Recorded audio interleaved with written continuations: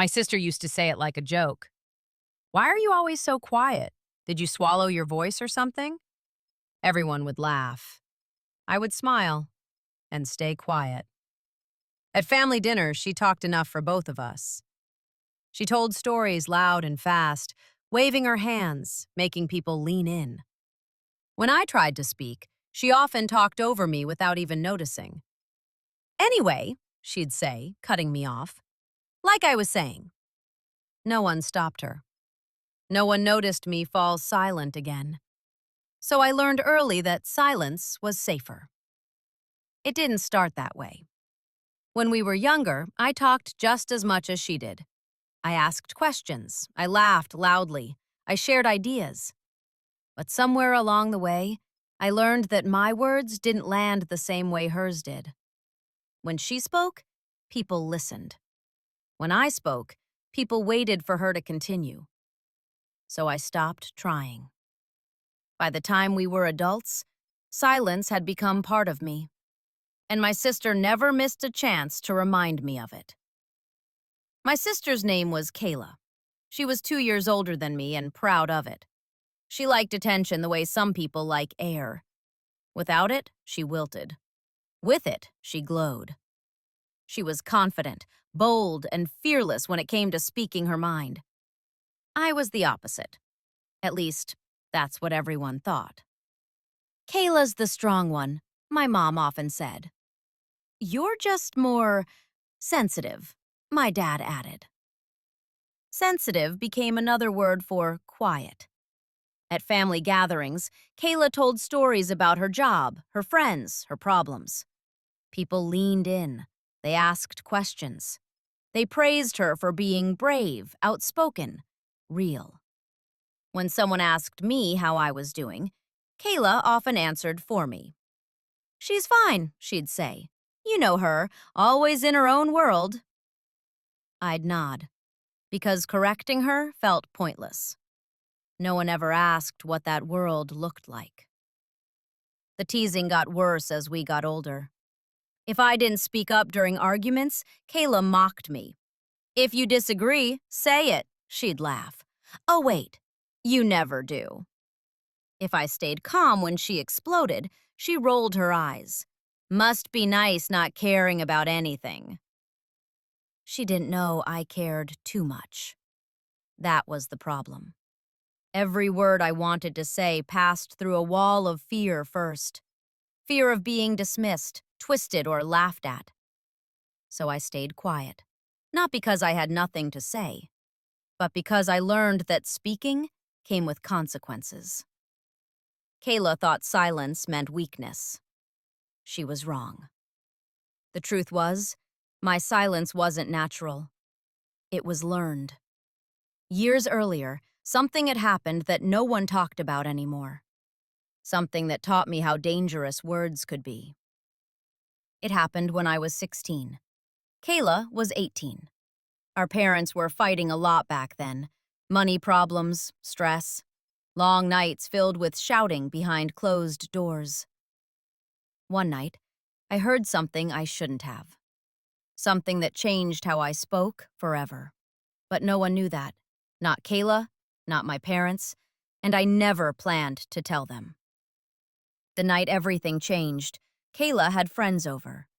Music played loudly upstairs while I sat in my room, trying to study.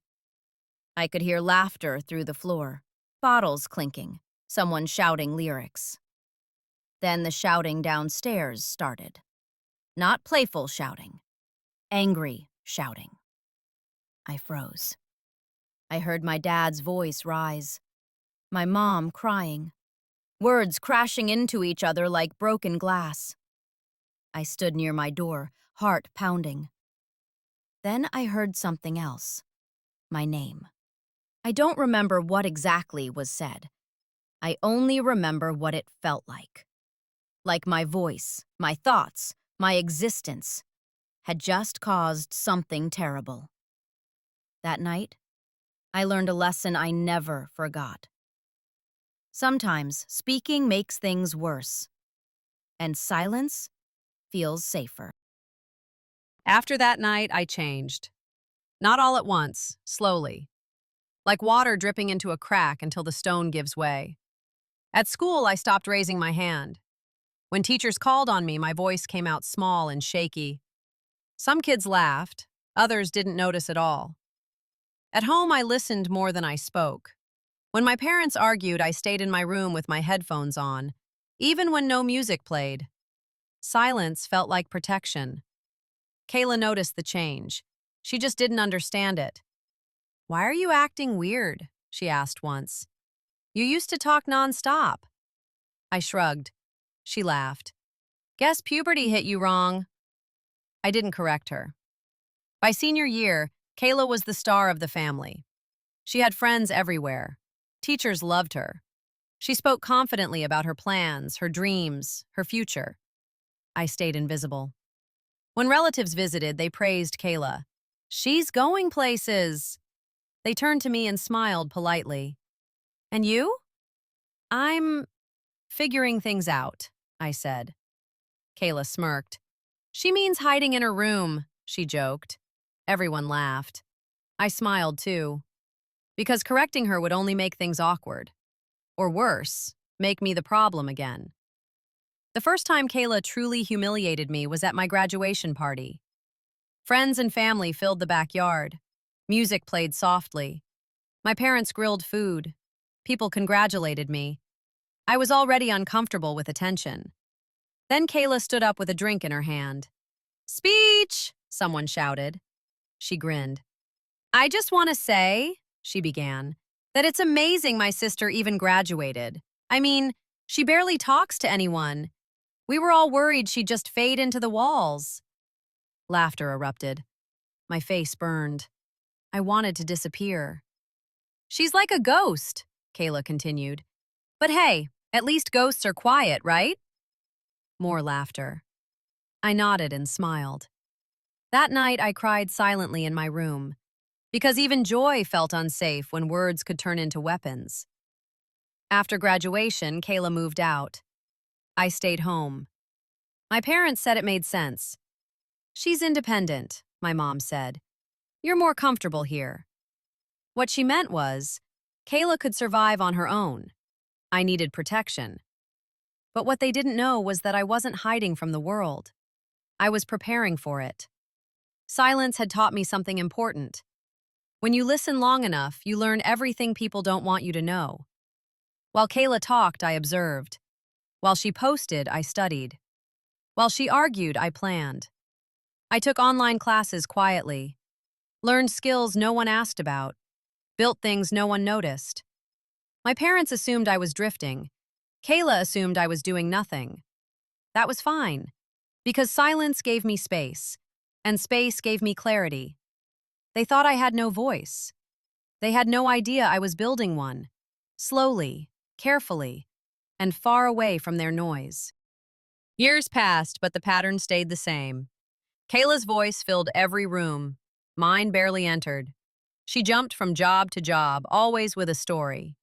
Bad bosses, jealous coworkers, people who couldn't handle her honesty. At family dinners, she dominated conversations. Meanwhile, I worked quietly from my laptop. When someone asked what I did, Kayla answered first. "She does little online stuff," she said once. "You know, internet things." She laughed. I didn't correct her, because explaining would have taken too many words, and words still felt risky. One night, Kayla invited everyone to celebrate her new job. She chose a crowded restaurant, bright lights, loud music, too many people. I almost didn't go, but my mom begged. "Just be there," she said. "It means a lot to her." So I went. Halfway through dinner, Kayla raised her glass. "I just want to say," she announced, "I'm proud of myself." People cheered. Then she looked at me. "And I'm proud my sister finally left her cave." Laughter followed. I forced a smile. "She still barely talks," Kayla added. "But hey, silence is her personality." The table laughed again. Something inside me shifted. Not anger, resolution. That night, I went home and sat in the dark. I replayed her words, not because they hurt, but because they clarified something. Kayla didn't mock me because I was quiet. She mocked me because silence made her uncomfortable. She couldn't read me. She couldn't control the narrative, and that scared her. For the first time, I wasn't ashamed of being quiet. I was proud of it, because silence had protected me long enough to become strong. 2 weeks later, Kayla called me. "I need a favor," she said. I already knew. She always needed something. She wanted help rewriting her resume, editing an email, preparing for an interview. "Can you help?" she asked. "You're good with words, even if you don't use them." The irony made me smile. "I can look at it," I said. She sent the file. As I read it, I noticed something strange. Very strange. She had listed experience she didn't have. Used phrases I recognized. Phrases from projects I had quietly worked on. My chest tightened. She wasn't just mocking my silence. She was using it. I stared at the screen. The wording was familiar, too familiar. She had copied parts of my work I had never spoken about because she assumed I wouldn't notice, because I never spoke up, because silence made me invisible. That night, I realized something powerful. Silence had kept me safe, but it had also made me easy to take from. And for the first time since I was 16, I knew I would have to speak. Not loudly, not angrily, but clearly. I didn't confront Kayla right away. I needed to be sure. So I opened my old folders, my notes, my saved drafts. Every phrase she used matched my work. Ideas I had written quietly late at night. Plans I never shared. She had gone through my files years ago, back when we shared a computer. She took what she thought didn't matter, because she thought I didn't matter. My hands trembled, not from fear, but clarity. This wasn't teasing anymore. It was theft. I asked Kayla calmly about the resume. She laughed. "Relax, you don't even use that stuff." I swallowed. "That's my work." She rolled her eyes. "You never said it was important." There it was. Because I hadn't spoken, she decided it had no value. That night, something broke inside me. Not painfully, but cleanly. I understood now. Silence doesn't erase ownership, and quiet doesn't mean weak. A week later, Kayla invited the family over again. She wanted to announce something, a promotion interview, a big opportunity. Everyone congratulated her. She smiled proudly. Then she said, "They loved my ideas." She looked straight at me, smiling. That smile told me everything. She believed I would stay silent, again. And that's when I remembered the night I stopped speaking. The night my parents' argument turned violent. The night my voice had made things worse. I had gone silent to protect my family. But now, silence was protecting the wrong person. After dinner, my mom pulled me aside. "You should be happy for her," she whispered. "I am," I said. She smiled with relief. She had no idea what was coming. That night, I opened my laptop and prepared something I had never prepared before. Proof. Emails. Timestamps. Draft histories. Everything I had built quietly over years. I didn't plan revenge. I planned truth. The interview day arrived. Kayla dressed perfectly, confident, loud, certain. She left smiling. That afternoon, my phone rang. It wasn't her. It was someone else. A calm voice said, "We'd like to speak with you regarding some material used in a candidate's presentation." My heart didn't race. It settled. Because silence had taught me patience, and patience had finally brought its moment. The meeting was scheduled for the next morning. I barely slept. Not because I was scared, but because my life was about to change. For years, my silence had kept peace. Now it would bring disruption. When I arrived, the office building felt unreal. Glass walls, soft lights, quiet halls. A woman named Ms. Parker greeted me. She smiled kindly. "We just want clarity." I nodded. I had clarity. They showed me Kayla's presentation, slide by slide. My words, my structure, even my examples. I didn't interrupt.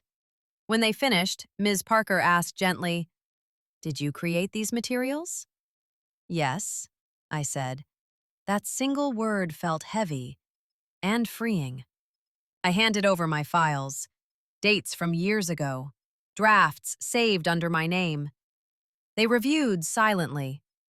The room grew still. Finally, one man leaned back and said, "This is extensive." I exhaled. Not relief, release. Kayla called me that afternoon. Her voice was sharp. "What did you do?" I stayed calm. "I told the truth." She yelled, "You embarrassed me!" I closed my eyes. "You embarrassed yourself." Silence followed, the kind she never knew how to handle. That evening, my parents came over. Kayla had already told her version. My mother looked worried. My father looked disappointed at me. "You should have talked to us first," he said. I finally raised my voice, just a little. "I tried being quiet for years. That didn't protect me." They froze, because they had never heard me speak like that. 2 days later, Kayla didn't get the promotion. The company called it an integrity concern.